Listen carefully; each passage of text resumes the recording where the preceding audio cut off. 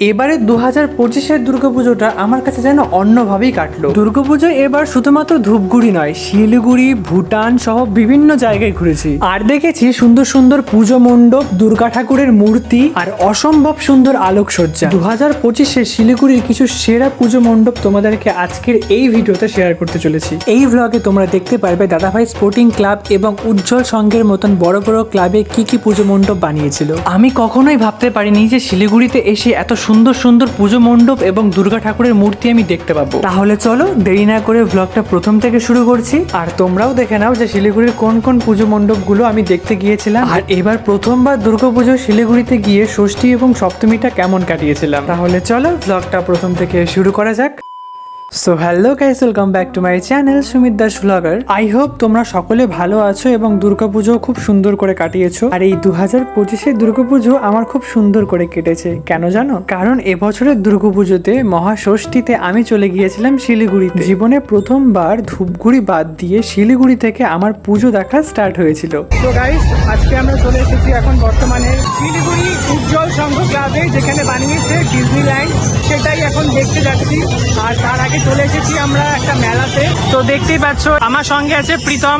তো প্রীতম আর আমি মিলে চলে এসেছি এখন ঘুরতে। তো চলো তোমাদেরকে আরো শিলিগুড়ির অনেক প্যান্ডেল দেখাতে চলেছি, তোমরা পুরো ভিডিওটা কন্টিনিউ করতে থাকো। আর তারপরেই আমরা ভিড় ঠেলে দাঁড়িয়ে পড়ি লাইনে। আর আমাদের প্রথম পুজো মণ্ডপই ছিল উজ্জ্বল সংঘ ক্লাব। সেদিন ছিল ষষ্ঠীর রাত, কিন্তু দেখে মনে হচ্ছিল অষ্টমী বা নবমীর রাত, কারণ অনেকটাই ভিড় ঠেলে ঢুকতে হয়েছিল আমাদের পুজো মণ্ডপে।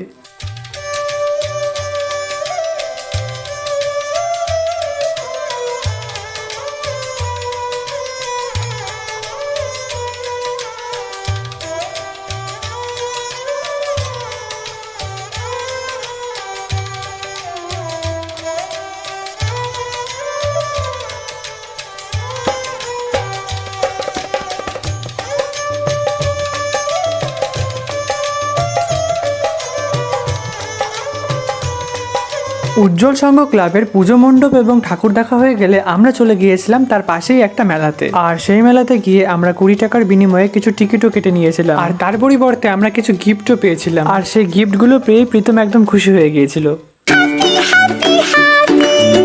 আর তারপরে গিফটগুলোকে হাতে নিয়ে আমরা চলে গিয়েছিলাম এই দোকানটিতে গিয়েই দেখলাম মেনুতে অনেক কিছু আছে। আর এই এতগুলো মেনুর মধ্যে থেকে আমরা দুটো মকটেল অর্ডার দিয়েছিলাম। তোমরাই গেস করো আমার হাতে কোন মকটেলটা ছিল। অবশ্যই মকটেলটার নাম কমেন্ট বক্সে জানিয়ে যাও। আর তারপরেই আমরা পৌঁছে গিয়েছিলাম আমাদের সেকেন্ড পুজো মণ্ডপ, যেটা অত্যন্ত ছোট্ট এবং সাধারণ একটা পুজো মণ্ডপ ছিল। আর এই পুজো মণ্ডপটি সম্ভবত পাড়ার একটা পুজো মণ্ডপ ছিল। আর তারপরে আমরা চলে গেছিলাম আমাদের 3 নম্বর পুজো মণ্ডপ, যেটা শক্তিগড় পুজো মণ্ডপ নামে পরিচিত। আর এই পুজো মণ্ডপেও ছিল প্রচুর ভিড়, দেখতেই পাচ্ছ প্রচুর ভিড় ঠেলে তারপরে কিন্তু আমরা 3 নম্বর পুজো মণ্ডপের দিকে ঢুকছিলাম। শিলিগুড়ির পুজো মণ্ডপগুলো ভিড় হয় সেটা জানতাম, কিন্তু সেটা যে ষষ্ঠী সপ্তমী থেকে এত ভিড় হবে সেটা আগে থেকে জানা ছিল না। আমাদের এই 3 নম্বর পুজো মণ্ডপটির নাম ছিল শক্তিগড় সার্বজনীন ক্লাব। একটা সিনেমেটিক ভিডিওর মাধ্যমে তাহলে তোমরা দেখে নাও এই শক্তিগড় সার্বজনীন ক্লাবের অ্যাকচুয়াল থিম এবং কেমন প্যান্ডেল বানিয়েছিল।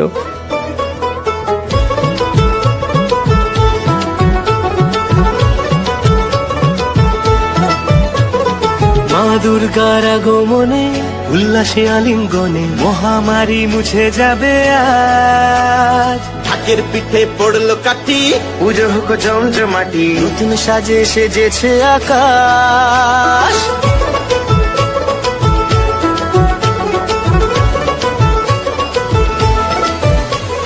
আর তারপরেই আমরা একটা করে প্যান্ডেল দেখা শুরু করি এবং একটা করে যে কোনো খাবার জিনিস খাওয়া শুরু করি। পরপর 3টা ঠাকুর দেখে আমরা একটা আইসক্রিম খেয়ে চলে এসেছিলাম আমাদের 4 নম্বর পুজো মণ্ডপে। আর প্রতিটা পুজো মণ্ডপের নাম আমি স্ক্রিনে এবং মুখেও বলছি। যদি কোনো পুজো মণ্ডপের নাম ভুল বলে থাকি তাহলে তার জন্য আগে থেকে সরি চাইছি। যদি কোনো পুজো মণ্ডপের নাম ভুল বলে থাকি কমেন্ট বক্সে তোমরা আমাকে আসল পুজো মণ্ডপের নাম জানিয়ে যেও।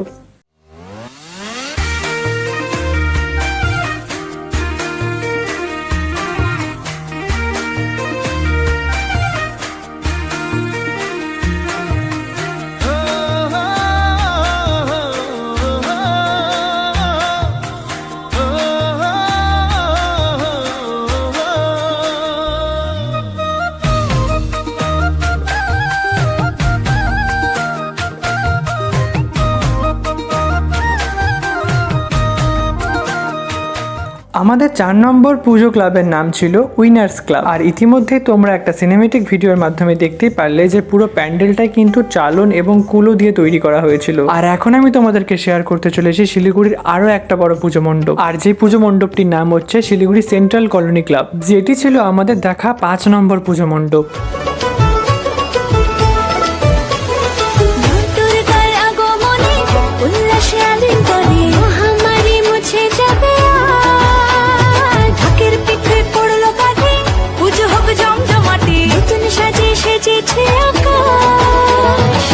সাজানো বরণডালা, আকাশে মেঘের ভেলা, চলছে ধুনু জিনা, আসলার ঘন্টা বাজে, এলো মা নতুন সাজে, আকাশে পুজোর গন্ধ।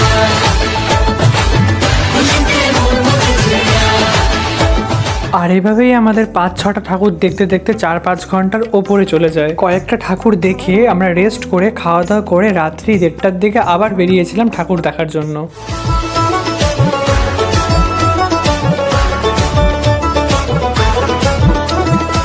আর সবশেষে আমরা চলে গিয়েছিলাম রাত্রি 2টো নাগাদ ষষ্ঠীতে দেখা আমাদের শেষ পুজো মণ্ডপ, যেই ক্লাবটির নাম ছিল কাওয়াখালী জনকল্যাণ সংঘ। এখানেও সম্ভবত আরো একটা ডিজনিল্যান্ড বানিয়েছিল। আর ষষ্ঠীতে দেখা এটাই আমাদের লাস্ট পুজো মণ্ডপ ছিল, যেখানে গিয়ে আমরা প্রচুর মজা করেছি, নাচানাচি করেছি।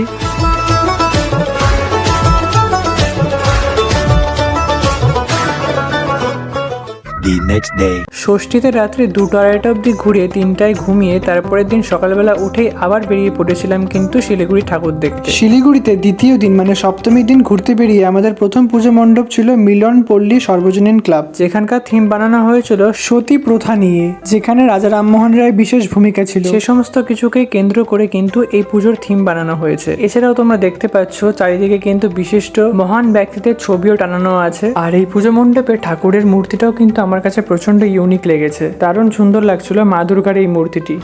শিউলি ফুলের গন্ধে মাতে, খুশি শারদরাতে, লাগলো দোলা কাশের বনে, হিমেল শরৎ টানে।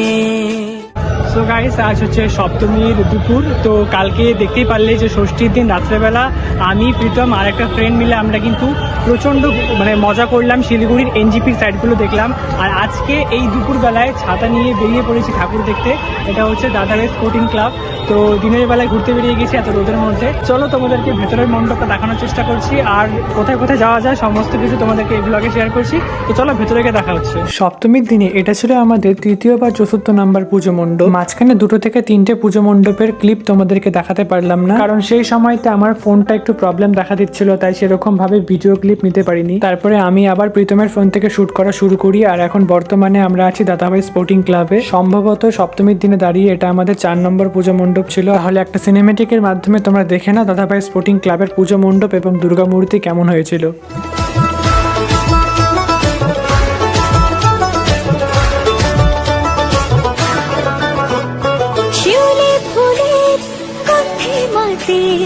খুশি শারদরাতে, লাগলো দোলা কাশের বনে, হিমেল শরৎ টানে।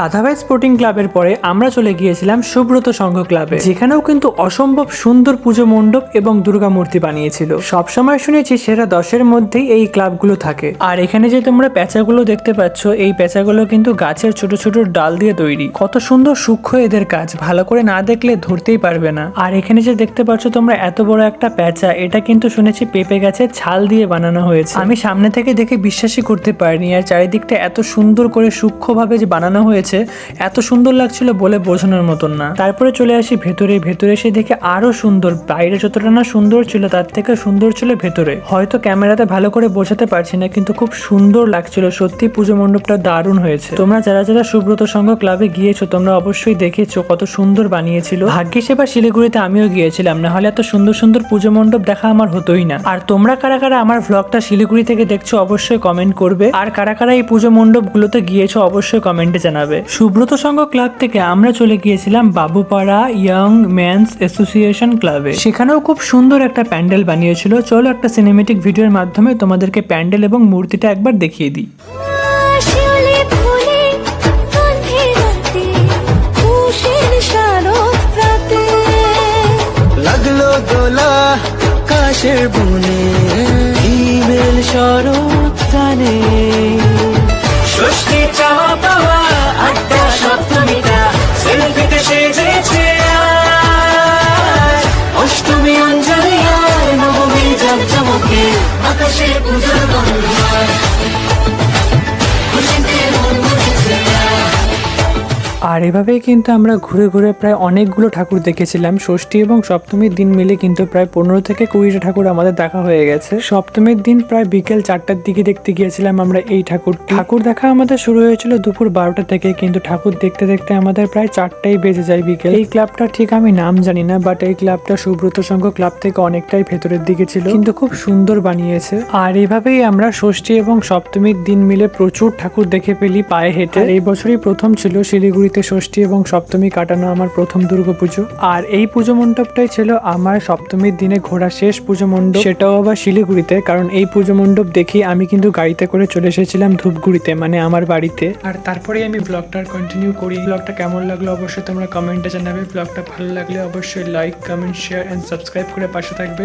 তোমাদের সাথে দেখা হচ্ছে নেক্সট একটা ইন্টারেস্টিং ব্লগ নিয়ে, যেখানে অষ্টমীর দিন আমি গিয়েছিলাম ভুটানে। সেখানে কি অনেক বিপদে পড়তে হয়, তো আরও কি মজা করি, কে আমরা ভুটানে গিয়েছিলাম আর কিভাবে গিয়েছিলাম, সমস্ত কিছু ইনফরমেশন দিয়ে তোমাদেরকে অষ্টমী এবং নবমীর ব্লগে আনতে চলেছি। তো চলো টাটা, এই ব্লগটা এই পর্যন্তই। দেখা হচ্ছে নেক্সট ব্লগে। আর নেক্সট ব্লগের টপিকটা কি সেটা তোমাদেরকে এখনই জানিয়ে দিলাম। তো দেখা হচ্ছে নেক্সট সেই ইন্টারেস্টিং ব্লগটা নিয়ে।